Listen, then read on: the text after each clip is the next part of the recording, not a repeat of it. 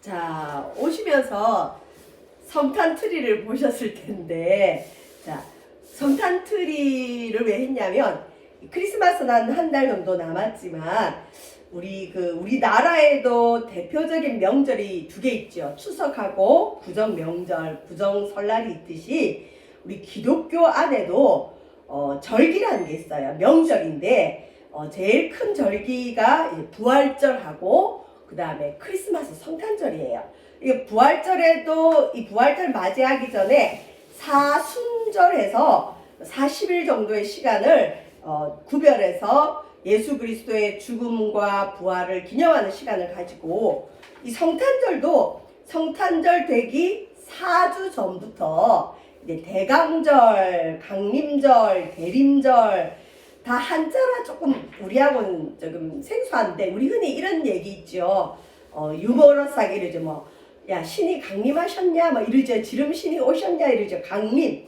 신적인 존재가 이 땅에 내려오는 걸 강림한다 그래요. 그 다음에 대강도 어떤 뜻이냐면 기대한다. 기대한다. 뭘 기대하느냐? 예수 그리스도 이 땅에 오신 강림하심을 기대하는 시간이 무슨 절기냐? 대강절기. 그래서 흔히 대강절, 대강절기, 뭐 대림절, 강림절 이래서 요때부터 보통 교회들은 성탄절 그 트리 점등식을 시작하고 어쨌든 예수 그리스도의 오심을 준비하는 시간을 가지고 있어요. 그러니까 성탄절 4주간 전부터 이제 이 땅에 인간의 몸을 입고 태어나신 아기 예수님 탄생을 기다리는 주간이 되고, 또 교회력으로는 이때부터 새해가 시작되기도 해요.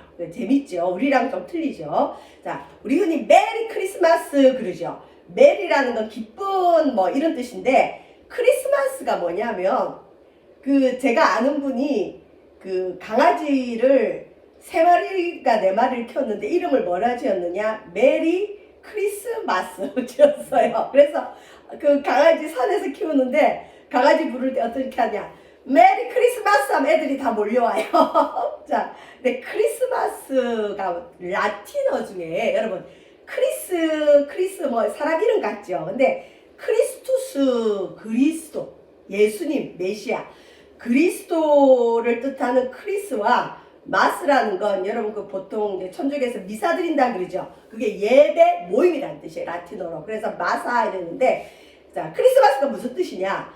그리스도 모임, 그리스도 예배. 그러니까 메리 크리스마스 하면 무슨 뜻이냐? 기쁘게 모여라. 그리스도를 예배하자. 그리스도 예배에 모여라. 그러니까 예배하러 오는 걸 선포하는 걸 메리 크리스마스. 특별히 왜 기쁘냐? 예수님이 이 땅의 죄를 없이 하기 위해서 인간의 몸을 입고 아기 예수님으로 태어나신 날 성탄절, 거룩할 성자 탄생탄자, 거룩한 생일. 예수님의 생일은 우리 인간의 생일과 좀 다르게 성자가 붙어요. 거룩한 생일, 그리스도인들 모여라, 예배하자, 그리스도를 찬양하자.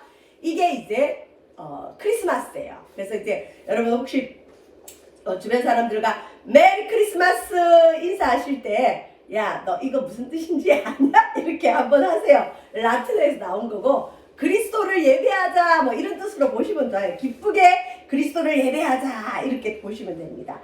자, 여러분 수도사들이 많이 나오는 중세라고 그러거든요. 이 수도원 문화가 많이 발달했고, 요때는 신비주의 신학자들이 많아서, 신비주의는 영계에 깊이 들어가서 하나님을 만나는 이제 그런 흔히 말하는 목사님들, 수도사들이 있었는데, 그 중에 유명한 어떤 에크하르트라는 사람이 무슨 말을 했냐면 이런 얘기를 했어요. 저는 그 말이 크리스마스 때마다 제일 깊이 와닿아요. 뭐라고 얘기했냐면, 이 땅에 1000년, 2000번, 1000번, 2000번에 매년 성탄절이 오더라도, 그러니까 이 땅에 성탄절이 크리스마스가 매해 반복되는 것이 1000년이 되고 2000년이 된다 할지라도 내 마음에 예수님이 태어나지 않으면 그 성탄절은 나와 상관이 없다. 맞죠? 자, 내 마음에 예수님이 응애 하고 태어난 사람은 성탄절에 예배 드리는 게 의미예요. 야, 내가 어떻게 보면 하나님의 은혜가 아니었더라면 지옥 아랫목에 있을 영혼인데 내가 어떻게 하다가 하나님의 은혜를 받고 예수님을 믿고 내가 구원을 받았지? 사람은 언젠가도 죽는데 내가 오늘 죽는다 할지라도 내가 어떻게 죄에서 건진받아서 천국 갈 확신이 생겼지? 야, 내가 누구길래, 내가 무엇이길래 하나님이 나를 만나 주셨지? 이게 막 감격스러운 게 바로 성탄절인데, 개인적으로 예수님을 못 만난 사람, 그러니까 예수님은, 아기 예수님은 마구간에 태어나시고 말구이에 태어나셨지만 그 예수님이 내 마음에도 태어나셔야 되는데 내 마음에 태어나지 않는 사람에게 성탄절은 연말과 같이 송년과 같이 오기 때문에 그냥 축제 분위기로 끝날 수 있어요. 너무 재밌는 게 실은 아기 예수님은 이 땅에 죄를 없이 하려고 높고 높은 하늘 보좌 버리시고 낮고 낮은 이 땅에 태어나셨는데 예수님이 마음에 없는 사람들 또 송년과 연말과 함께 크리스마스를 보내는 사람들은 그 분위기에 취해서 죄를 없이 하려고 이 땅에 오신 성탄절에 오히려 죄를 많이 지어요. 야, 성탄절인데 한번 뭉치자, 모이자. 우리 보통 청년들 많이 그러죠. 그래서 밤새 술 먹고 놀고 향락 문화가 발달해요. 왜 그럴까요? 연말 연시의 어떤 들뜬 분위기와 한 해를 보낸다는 그 분위기와 또 크리스마스가 주는 묘한 그런 축제 분위기에 그냥 흥겨워서 지내는 거죠. 근데 그게 진짜 성탄의 의미를 살리는 거냐? 그건 아니라는 거죠.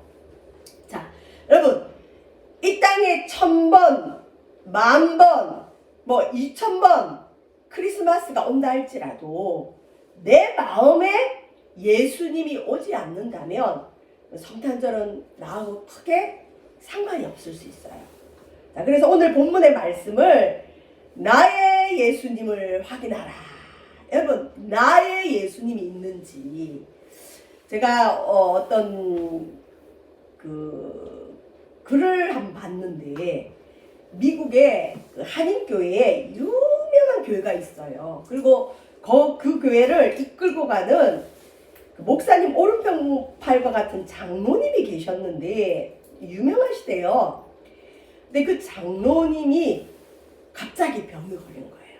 그래서 그냥 목사님도 놀래고 교회도 다 놀래고 충격받고 낙심했지만 워낙 평소에 야, 저분은 정말 믿음 좋으니까 그렇게 믿었던 분이기 때문에 별로 걱정을 안 했대요. 근데 놀라운 건 평소에 정말 믿음 좋은 줄 알았던 그 장로님이 자신의 인생에 어떤 불행이 오고 자기 몸에 육체에 병이 오니까 가면이 벗겨지는 거죠. 예수가 나하고 무슨 상관이 있는데 이렇게 돼버린 거예요. 그래서 그냥 교회가 발칵 뒤집어진 거예요. 아, 평소에 저분 진짜 믿음이 좋은 줄 알았는데 저분은 예수님을 섬긴 게 아니었구나.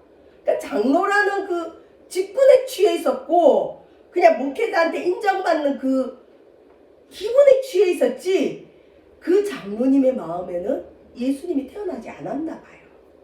그래서 그 목사님께서 너무 충격을 받아서 웬만하면 그냥 축복 기도만 해줄 텐데 이 장로님이 만약에 죽으면 천국 갈지 확신이 안 들더래요. 그래갖고 그 장로님한테 예수 그리스도에 대한 복음을 다시 전하고 회개하자고 전화하려고 했는데 그냥 돌아가신 거예요. 그게 엄청난 이슈가 됐어요. 그러니까 여러분, 우리가 그냥 교회를 다니는 거하고 내가 인격적으로, 부부간에는 서로 인격적이죠. 서로 알죠. 내가 알고 상대도 알고 인격적으로 예수님을 아는 거하고는 틀릴 수 있어요. 썩을 수도 있어요. 그러니까 이 장로님 같은 경우는 가짜 믿음이었죠. 그리고 어떤 가면을 쓰고 산 거죠. 그래서 저와 여러분, 근데 오늘 본문에 보면 똑똑한 사람이 하나 나와요. 세례 요한. 우리 이제 지금 마태복음 계속 하고 있는데 오늘 본문에 나온 이 세례 요한은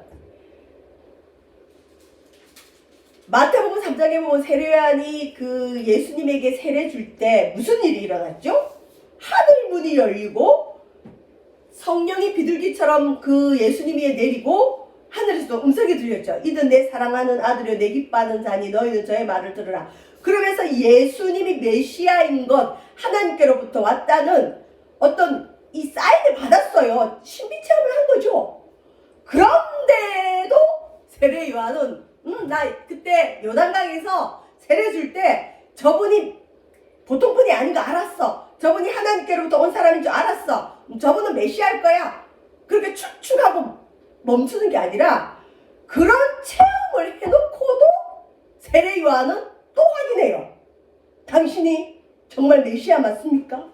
근데 여기 나오는 이제 본문에 나오는 세례 요한은 마태복음 3장에 나오는 세례 요한은 정말 이 능력이 많고 강한 자로 나와요. 그가 광야에 있을 때 정치인들, 유명한 종교 지도자들이 다 세례 요한에게 와서 세례받고 심지어 이 독사의 자식들아 야단치는 데도 와서 머리 디밀고 세례받고 회개하는 역사가 일어났어요. 근데 이 세례 요한이 헤로드 왕의 어떤 잘못을 지적하는 바람에 감옥에 들어갔어요. 그러니까 큰 능력의 종인데도 감옥에 들어가서 나중에 뒤에 보면 아시겠지만 아주 어처구니없이 죽어요.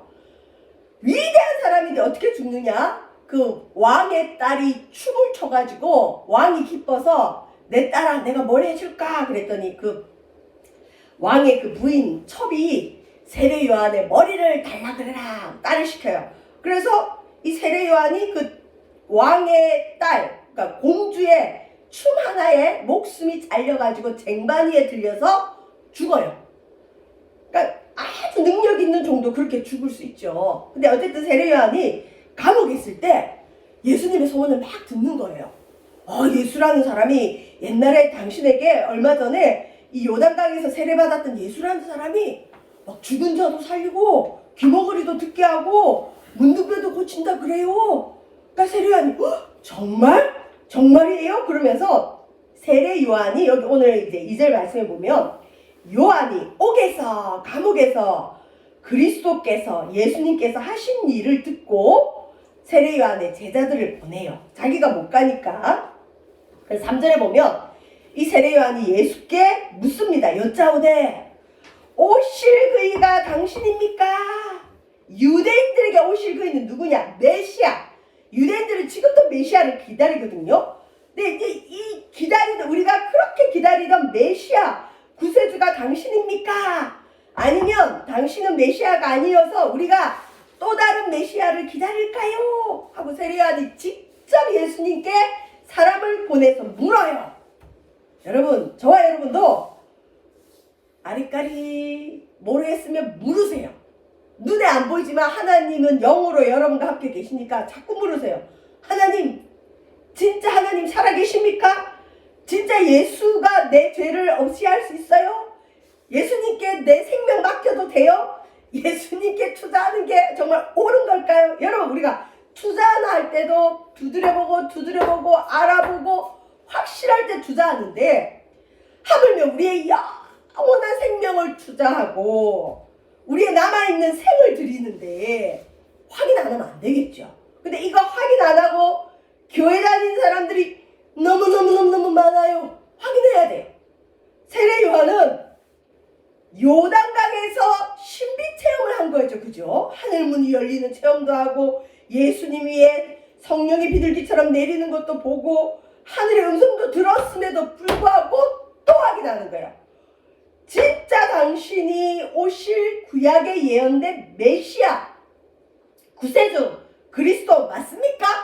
아니면 우리가 다른 사람을 기다려야 됩니까?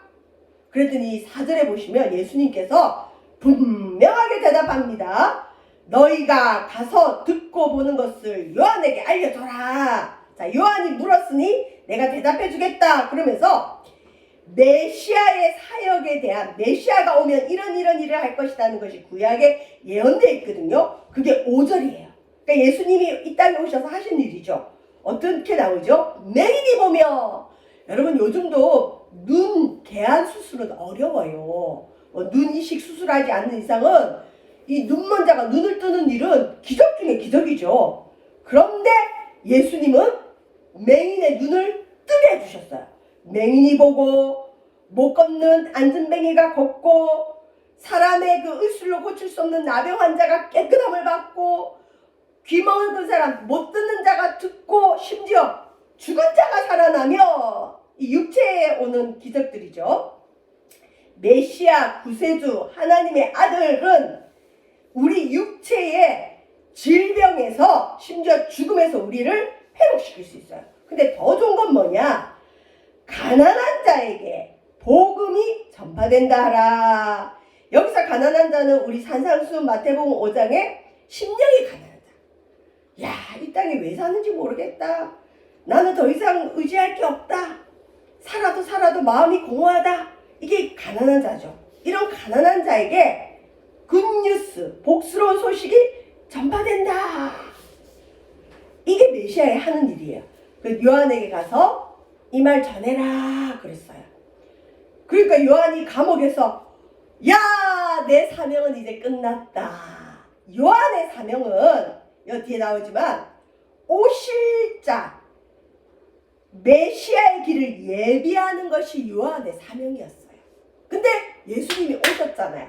그러니까 요한이 와, 내 사명은 이제 끝났구나 하고는 얼마 있다가 이제 죽긴 죽어요. 자, 예수님, 나의 예수님을 확인한 세례 요한에게 이제 하나님이 어떤 복을 주시느냐? 세례 요한만 예수님을 확인하게 하신 게 아니라 예수님이 이제는 세례 요한의 존재를 인정하시는, 알아주시는, 확인해주시는. 여러분, 짝사랑은 외롭죠. 부부간에도 부인이 남편을 극진히 생각하는데 남편은 별로. 남편은 부인을 극진히 생각하는데 부인은 또 별로. 그러면 참 외롭고 거시기하죠. 근데 서로가 서로를 알아주면 행복한 거예요. 우리가 하나님을 믿을 때도 짝사랑할 수 있어요. 나는 하나님을 참 사랑하겠는 것 같은데 하나님은 나를 한 번도 안 알아주시는 것 같아요. 하나님은 한 번도 나를 안 만나주시는 것 같아요. 근데 여러분, 이 땅에 뭐가 잘나서 하나님 만나는 게 아니에요. 하나님 만나는 건요, 구하면 만나주세요. 저 사람도 죄인, 나도 죄인인데 왜 나는 안 만나주세요? 우리 부인도 죄인, 나도 죄인인데 왜 우리 부인만 만나주세요? 나도 만나주세요. 만나주시는 거예요. 안 구하기 때문에 못 만나죠. 자, 세례 요한이 나의 예수님을 확인했더니 예수님도 세례 요한의 존재를 확인해 주시는데 어떻게 확인해 주시느냐? 많은 제자들 앞에서, 사람들 앞에서 세례 요한을 증거해 줍니다. 뭐라고 증거해 주느냐? 세례 요한만 가지고 있는 큰 축복을 알려주세요. 여러분, 이 자녀를 부모는 알지요. 저 자녀가 뭘 잘하고 어떻게 하고 앞으로 어떻게 살았으면 좋겠다는, 그리고 우리 자녀에게 특징을 누구보다도 알아요. 심지어 쌍둥이라도 부모는 알아요. 이와 마찬가지로 우리 예수님은 세례 요한의 깊은 것을 아시는데 특별히 이 세례 요한이 어떤 존재라고 알려주시느냐. 9절에 보시면, 자, 마태복음 11장 9절에 많은 사람들이 세례 요한 보러 갔잖아요. 근데 너희들 왜 세례 요한 보러 갔냐? 뭐 너희들 세례 요한 화려한 옷 입은 왕궁에 있는 사람들 보러 갔느냐? 아니죠. 광야에 있는 이 광인과 같은 세례 요한을 찾으러 갔죠. 네, 9절에 보면 그러면 너희가 어찌하여 나갔더냐? 너희들 왜 광야로 가서 세례 요한 굳이 가서 봤느냐? 너희들이 선지자 하나님의 종을 보기 위함이었더냐? 너희들 하나님 종 보러 갔지? 옳다, 맞다. 내가 너희에게 이르노니 이 세례 요한은 하나님의 종 선지자보다 더 나은 자다. 예수님이 세례 요한을 선지자 반열이라는 게 있어요. 제사장 반열, 선지자 반열. 근데 이 선지자보다 더 높은 자가 누구냐? 세례 요한이다. 너희들 제대로 봤다. 나에게 확인 받으려고 하는 저 세례 요한이 너희들이 존경하는 선지자보다 더 나은 자다. 여기 선지자는 구약의 인물들을 뜻해요. 구약의 종들. 자, 구약의 어떤 선지자보다 세례 요한이 더 뛰어난 자다. 예수님이 메시아인지 아닌지 확인하는 세례 요한에게 주님은 선지자보다 더 나은 자다. 그리고 10절에 세례 요한의 사명에 대해서 이렇게 얘기하죠. 기록된 바 보라 내가 내 사자를 내 앞에 보내노니 그가 내 길을 내 앞에 준비하리라. 그러니까 세례 요한은 메시아 길을 준비하러 온 자다. 자, 그러면서 11절에 좀 어렵고도 이상한 얘기를 하세요. 11절 내가 진실로 너에게 말하노니 여자가 낳은 자 중에 세례 요한보다 큰 이가 일어남이 없도다.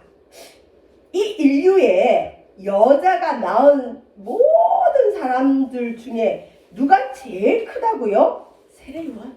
예수님 다음으로 세례 요한이 제일 크다는 얘기예요. 자, 근데 그 다음이 문제입니다. 그러나 천국에서는 극히 작은 자라도 그보다 크니라. 이 땅에서는 세례 요한이 예수님 다음으로 최고 크다는 거죠. 근데 이렇게 큰 세례 요한도 천국에 가면 제일 작은 사람보다 더 작다. 이거 뭐냐면 무슨 천국이 등급이 있나요? 있어요. 좀 어떻게 보면 계급사회 같죠. 크다 작다 이런 얘기가 나오니까 예수님께 더 가까이 있는 사람, 멀리 있는 사람 그런 등급 있어요. 자, 근데 세례 요한이 이 땅에서 아무리 뛰어나고 여자가 낳은 자 중에 인류의 모든 사람보다 어떤 주의종보다 어떤 선지자보다 큰 자지만 천국 가면 세례 요한은 작은 자다. 이 말은 뭐냐면 세례 요한이 못나서 작은 게 아니라 천국은 아무나 못 간다는 걸 알려줘요. 자격이 돼야 된다. 존재가 바뀌어요. 실은 요즘 제 주변에 죽고 싶어하는 그리스도인들이 굉장히 많아요. 믿음이 좋은 분들이에요. 근데 지금 코로나가 계속되면서 예배 생활 제대로 안 되면서 급속도로 많은 환자들, 그리스도인들 중에 환자들도 많이 생기고 어렵고 힘들어하는 분들이 많다 보니까 우울증이 온 분들도 많고요. 예배 생활이 안 되니까 뭐 제대로 이게 묶이죠. 그래서 목사님 나 그냥 하나님이 불러가면 좋겠어요. 그분 제가 볼 때는 부족한 게 없어요. 근데도 죽고 싶다는 건 너무 그냥 살기가 싫대요. 그래서 제가 맞죠. 죽고 싶죠. 죽어야지 어떡하겠어요. 그래요. 위로 안 하고. 근데 그것도 하나님이 불러야 죽지. 그리스도인들이 자살할 수 있어요? 이 자살하는 건 진짜 하나님을 모르기 때문에 자살하는 거거든요. 근데 진짜 믿음이 있다면 자살을 못해요. 근데 자살 못하고 천국 가는 방법은 뭐가 있을까요? 하나님 불러줘야 되죠. 근데 하나님은 아무나 안 불러요. 때가 돼야 되고 자격이 돼야 되고 천국은 존재가 바뀌는 겁니다. 여러분, 존재. 천국의 존재는 영체예요. 아예 신분이 바뀌고 존재가 바뀌기 때문에 실은 천국 가는 건 굉장한 자격이 온 거고 축복받은 사람만 천국 가는 거예요. 여러분, 그리스도인들도 죽고 싶다고 죽는 게 아니에요. 하나님 나 좀 데려가세요 한다고 하나님이 알았다 데려가는 게 아니에요. 때가 돼야 되고 하나님께 인정받아야 돼요. 그래서 제가 그러죠. 집사님, 권사님, 우리 다 죽고 싶죠. 근데 뭐 우리가 뭐 할 수 있는 게 있나요? 주님이 불러야 죽죠. 이거 죽는 것도 아무나 못 죽어요. 그러면 그냥 포기하세요. 맞죠, 여러분? 천국은 세례 요한도 가면 이 땅에 있는 세례 요한보다 천국에 있는 사람이 더 크다는 얘기예요. 여러분, 천국은 시시하게 아무나 가는 게 아닙니다. 그리스도인들 중에 하나님이 때가 되고 하나님이 허락해야 죽을 수 있는 거예요. 그러니까 죽기 전까지는 살아야 돼요. 그래서 시편에 보면 뭐 어떤 분은 그리스도인들은 항상 힘있고 능력있고 으쌰으쌰 신나서 산다 그러는데 그럴 수도 있지만 죽지 못해 사는 분들도 있어요. 심지어 시편에 보면 이런 표현이 있어요. 내가 죽지 않고 살아서 하나님이 하시는 일을 선포하리로다. 여러분, 죽지 않고 사는 것도 사명인 걸 믿으시길 바랍니다.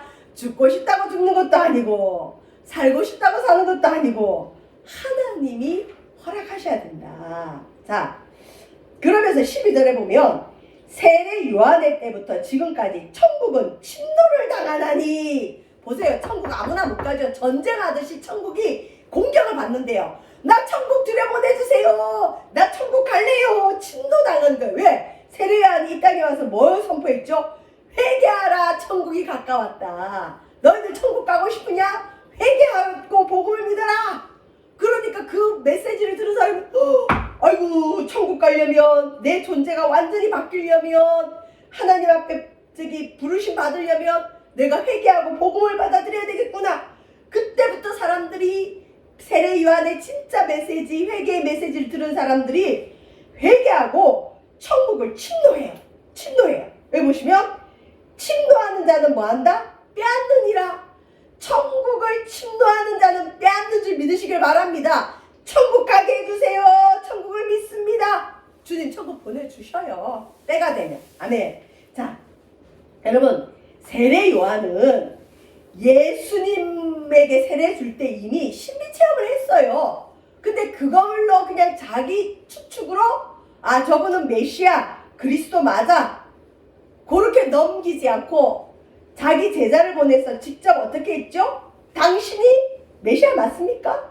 당신 누구십니까? 당신이 내가 예비하러 온 그리스도 메시아 맞습니까? 물었어요. 아니면 우리가 다른 사람 기다려야 됩니까?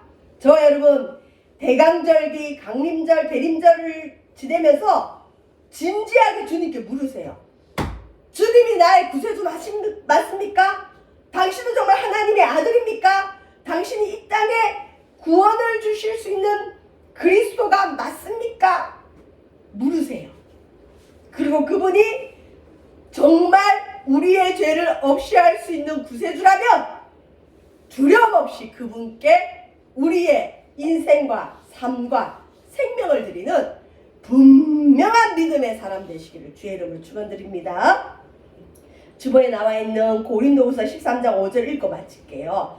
바울도 이런 얘기를 했어요. 그냥 어리버리 이렇게 믿지 마라. 너희는 믿음 안에 있는가?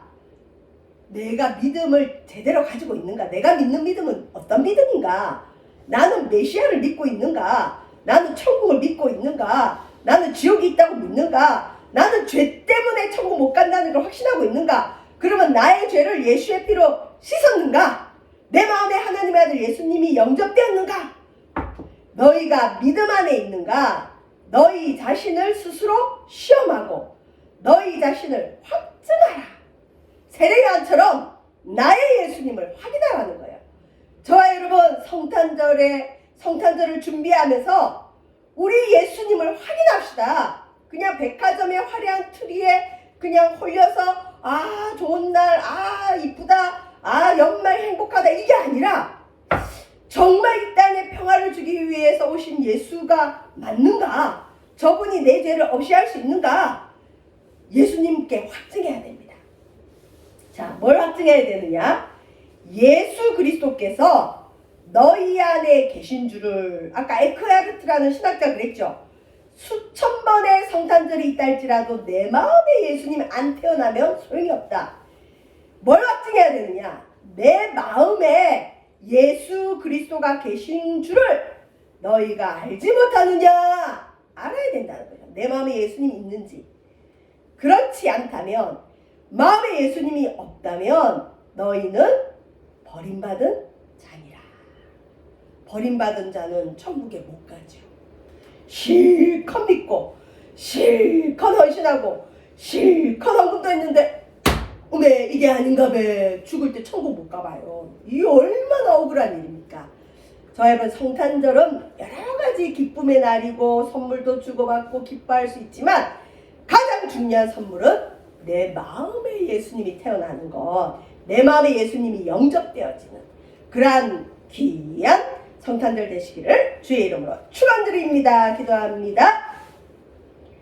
아직 마음에 예수님이 계시지 않는 분들이 있다면 이 시간 마음을 열고 우리의 구세주 되신 예수 그리스도를 영접하는 우리 믿음의 성도들 되어지도록 인도하여 주시옵소서. 세례 요한처럼 신비체험을 했다 할지라도 나의 예수님을 확인하는 그 믿음이 우리에게도 있게 하여 주옵소서. 2021년 성탄절을 준비하며 나의 예수님을 확인할 수 수 있는 우리 믿음의 성도들 되어주도록 인도하여 주옵소서. 예수님 이름으로 기도합니다. 아멘.